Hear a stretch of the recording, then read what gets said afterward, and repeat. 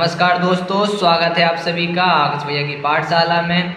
आज हम प्रश्नावली 3.3 का दूसरे का चौथा प्रश्न लगाएंगे। हमने पिछली वीडियो में प्रश्नावली 3.3 के जो दूसरा प्रश्न था हमारा, इसके हमने 3 प्रश्न हल कर लिए थे। ठीक है, तो आज हम प्रश्नावली 3.3 दूसरे का चौथा सवाल लगाएंगे। ठीक है, आइए हम इसे, मैंने सवाल को लिख लिया है, आइए हम इसे हल करते हैं। बहुत ही सरल सवाल है। ठीक है, इसमें क्या कहा गया है कि एक मीना है, एक मीना लड़की है। मीना ने 2000 रुपये निकालने के लिए एक बैंक गई। कहाँ गई? बैंक गई। उसने खजांची से 50 रुपये तथा 100 रुपये के नोट देने के लिए कहा। यानी वह बैंक गई और उसने बैंक से 2000 रुपये निकाले, और उसने क्या किया, बैंक से 2000 रुपये निकाले तो उसने 50 रुपये के नोट और 100 रुपये के नोट देने के लिए कहा। ठीक है, अब उसने और आगे क्या हुआ? मीना ने कुल 25 नोट प्राप्त किए। कितने रुपए नोट प्राप्त किए? 25 नोट प्राप्त किए। ज्ञात कीजिए कि उसने 50 रुपये और 100 रुपये के नोट कितने कितने प्राप्त किए। तो हमें इसमें क्या है, सवाल हमें ज्ञात करना है कि मीना जो थी, मीना को 50 रुपये के नोट कितने मिले और 100 रुपये के नोट कितने मिले। तो इसमें हमें नहीं पता कितने नोट मिले, तो इसमें हम क्या करेंगे, हम मान लेंगे। क्या करेंगे? माना। इसमें क्या करेंगे, हम लिखेंगे माना 50 रुपये के नोटों की संख्या। माना 50 रुपये के नोटों की संख्या बराबर, हमने मान ली x है। कितनी है? x है। और 100 रुपये के नोटों की संख्या हमने मान ली y है। क्या है? 100 रुपये के नोटों की संख्या क्या मान लिया हमने? इनकी मान ली हमने y। ठीक है, अब कुल नोट कितने हैं? कुल नोट कितने हैं? कुल नोट है हमारे 50। कितने नोट है हमारे? 25। कितने नोट है हमारे? 25। कुल नोट 25 हैं। कुल नोट 25 है। ठीक है, तो हम क्या कह सकते हैं कि 50 रुपये और 100 रुपये के नोटों दोनों को मिला कितनी है? 25। तो इसके माध्यम से हम बना लेंगे समीकरण 1, यानी x + के y बराबर में 25। तो ये क्या बन जाएगा हमारा? ये बन जाएगा हमारा समीकरण 1। कैसे बन गया? कि हमने मान ली 50 रुपये के नोट की संख्या x है और 100 रुपये की नोट की संख्या y है, और कुल नोट कितनी है? 25। अब कुल नोट का मतलब क्या है? 50 रुपये के नोट और 100 रुपये के नोट, दोनों नोट आए कितने हैं? टोटल 25 आए। तो ये हमारा क्या हो गया? ये बन गया हमारा समीकरण नंबर 1।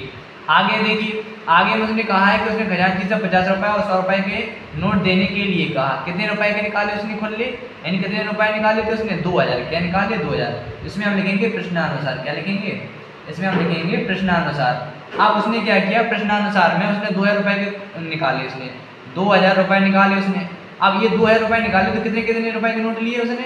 50 रुपये। 50 रुपये के नोट कितने मान लिए हमने मान लिए 50 रुपये के x नोट थे। कितने थे? x प्लस, और 100 रुपये के नोट की संख्या क्या थी? y। तो इसमें आ जाएगा 100y। कितना आ जाएगा? 100y। यानी 50 रुपये के नोट और 100 रुपये के नोट, हमें नहीं पता उनकी संख्या कितनी है, तो इसको मान लिया x, इसको मान लिया y, और बराबर कितने हैं? 2000। ये क्या हो गया हमारा? ये बन जाएगा हमारा समीकरण नंबर 2। क्या बन जाएगा? समीकरण नंबर 2। अब इसे हम हल करते हैं, तो इसे हम हल करेंगे विलोपन विधि से। जैसे और इसमें इसे और सरल बनाएंगे। देखो कैसे, इसे हम और सरल बनाना चाहें तो आप इसे और सरल बना लेंगे। कैसे? इसमें हम 50 कॉमन ले लेंगे। क्या लेंगे? 50 कॉमन, तो 50 से भागा जाएगा 50 से कम 50, 50 दूनी 100, तो आएगा 2y। ठीक है, और बराबर कितना है हमारा? 2000। कितना है? 2000। अब ये 50 गुणा में गुणा को 75 भाग, तो इसे हम 50 से 2000 काटेंगे, कितनी बार में कटेगा? x बराबर 2y बराबर 5 चौका 20, तो यहाँ बनेगा 40 बार। जब 50 का हम भाग करेंगे 2000 में, 40 बार में कट जाएगा। तो ये हमारा क्या हो गया? सरल रूप हो गया समीकरण नंबर 2 का। ठीक है, हमारे पास समीकरण नंबर 2 बन गया। अब क्या करेंगे हम? विलोपन विधि से। किससे करेंगे? हमें करना है विलोपन विधि से। तो इसे हम विलोपन विधि से हल करते हैं। तो पहला समीकरण क्या है हमारा? पहला समीकरण है हमारा x + के y बराबर में 25, और दूसरा समीकरण क्या है हमारा? x + के 2y बराबर में 40। ठीक है, तो हमारे पास समीकरण बन गया है। हम देख सकते हैं कि संख्या दोनों में एक सी है और चिन्ह भी एक सी है। तो हमने बताया था कि जब संख्या एक सी हो, चिन्ह एक सी हो, तो क्या लिखते हैं? घटाने पर। क्या लिखते हैं? घटाने पर, यानी माइनस चिन्ह से गुणा, माइनस माइनस माइनस, तो ये प्लस माइनस के x कट जाएगा, y में से कितना हो जाएगा हमारा? 2y जाएगा, तो ये आएगा माइनस के y बराबर। अब जब 25 में से 40 जाएगा, कितना बचेगा? 25 में 40 जाएगा, तो ये बचेगा हमारा माइनस का 15। तो इससे माइनस से माइनस कट जाएगा, यानी y बराबर कितना आया? 15। यानी 100 रुपये के नोटों की संख्या कितनी है? 15 है। ठीक है, अब हम क्या करेंगे? हम y का मान रख देंगे। क्या करेंगे? अब y का मान रख देंगे हम समीकरण 1 में। किसमें? तो हम यहाँ लिख देंगे y का मान। क्या लिखेंगे? y का मान समीकरण 1 में रखने पर। किसमें? समीकरण 1 में रखने पर तो हमने y का मान समीकरण में रखा। समीकरण क्या है हमारा? समीकरण का हमारा x प्लस के y बराबर में 25। कितना है? 25। और हमारे पास y की वैल्यू कितनी प्राप्त हुई? y की वैल्यू हमें मिली है 15। तो y की यहाँ पर रखेंगे 15 और बराबर कितना है हमारा? 25। अब 15 प्लस का है तो उससे जाएगा, इसका हो जाएगा माइनस का। तो x बराबर कितना आएगा? 25 माइनस के 15। तो x बराबर कितना आ जाएगा हमारा? ये जाएगा हमारा 10। यानी 50 रुपए की नोटों की संख्या कितनी है? 10 है। और 100 रुपए की नोटों की संख्या कितनी है? 15 है। ठीक है, तो आप यहाँ चाहे तो यहाँ लिख सकते हैं अतः। यहाँ हम क्या लिखेंगे? अतः 50 रुपए की नोटों की संख्या क्या लिखेंगे? अतः 50 रुपए, अतः 50 रुपए के नोटों की संख्या, नोटों की संख्या 50 रुपए के नोटों की संख्या बराबर कितनी आई हमारी? x आए, सॉरी x नहीं 10 आया। कितनी आए? x बराबर कितना आया हमारा? 10। ठीक है, और 100 रुपए के नोटों की संख्या कितनी आई? 100 रुपए के नोटों की संख्या, 100 रुपए नोटों की संख्या, 100 रुपए के नोटों की संख्या हमने क्या मानी थी? y। क्या मानी थी? y। और y बराबर कितना आया हमारा? 15। कितना आया? 15। इतना ही क्या हो जाएगा हमारा? इतना ही हो जाएगा हमारा आंसर। ठीक है, बहुत ही सरल सवाल है, आपको समझ में आ गया होगा। अब लगाते हैं अगला सवाल। तो अगला सवाल मैंने लिख लिया है। अगला सवाल क्या है हमारा? अगला सवाल भी हमारा बहुत ही सरल है। अगले सवाल में कहा गया है कि किराए पर पुस्तकें देने वाले किसी पुस्तकालय का प्रथम 3 दिनों का एक नियत किराया है। ठीक है, यानी एक लाइब्रेरी है, लाइब्रेरी से यदि आप बुक लेकर आ रहे हैं तो उसके 3 दिन का एक नियत किराया है, यानी 3 दिन फिक्स किराया देना पड़ेगा। आप बुक भले ही आप 10 दिन के लिए ले जाएं, आप बुक को 20 दिन के लिए ले जाएं, तो आपको 3 दिन का किराया निश्चित देना ही पड़ेगा।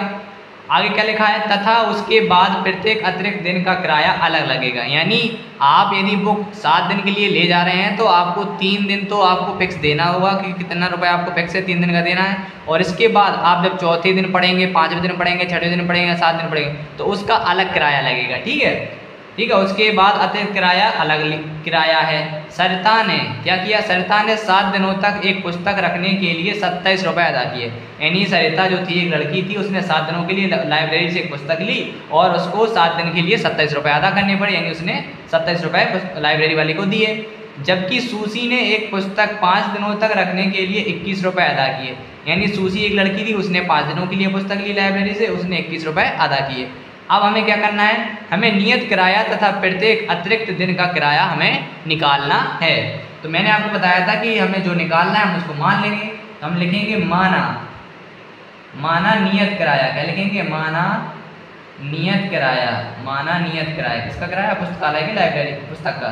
माना नियत किराया हमने मान लिया x रुपये है। कितना है? x रुपये है। और अतिरिक्त किराया, अतिरिक्त किराया हम मान लेते हैं y। अतिरिक्त किराया हमने मान लिया y रुपये। क्या मान लिया हमने? y रुपये। अब बात आती है फर्स्ट कंडीशन की। फर्स्ट कंडीशन में क्या है? 7 दिनों के लिए, 7 दिनों के लिए। अब 7 दिनों के लिए पुस्तक किसने खरीदी? सरिता ने। किसने खरीदी? सरिता ने। तो अब आप समझना कि उसने 7 दिनों के लिए पुस्तक खरीदी और कितने रुपए दिए? उसने दिए 27 रुपये। कितने दिए? अब उसने 27 रुपये दिए। अब देखना 3 दिन का किराया फिक्स है। कितना है?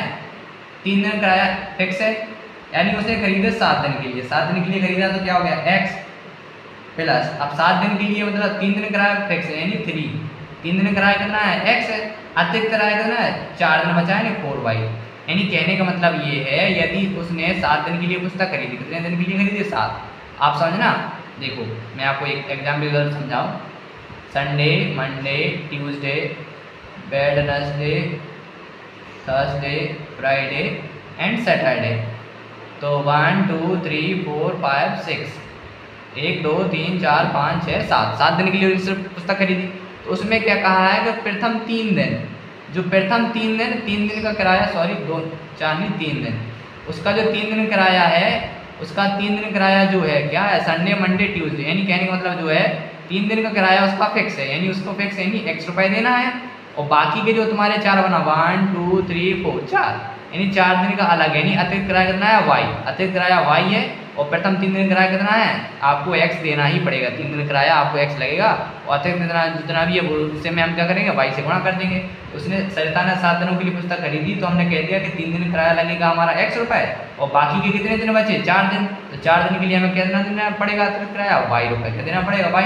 ये क्या हो गया हमारा, ये हो गई हमारी इक्वेशन नंबर 1, यानी ये हमारा बन गया समीकरण नंबर 1। ठीक है, आगे चलिए। आगे उसमें कहा है कि सुशी ने पुस्तक को 5 दिन के लिए खरीदा। कितने दिन के लिए? 5 दिन के लिए। क्या लिखेंगे? 5 दिनों के लिए। क्या लिखेंगे? 5 दिनों के लिए। तो अब उसने क्या किया? 5 दिनों के लिए। 5 दिनों के लिए किसने खरीदा? सुशी ने। सुशी ने पुस्तक ली 5 दिनों के लिए। कितने दिनों के लिए? 5 दिनों के लिए।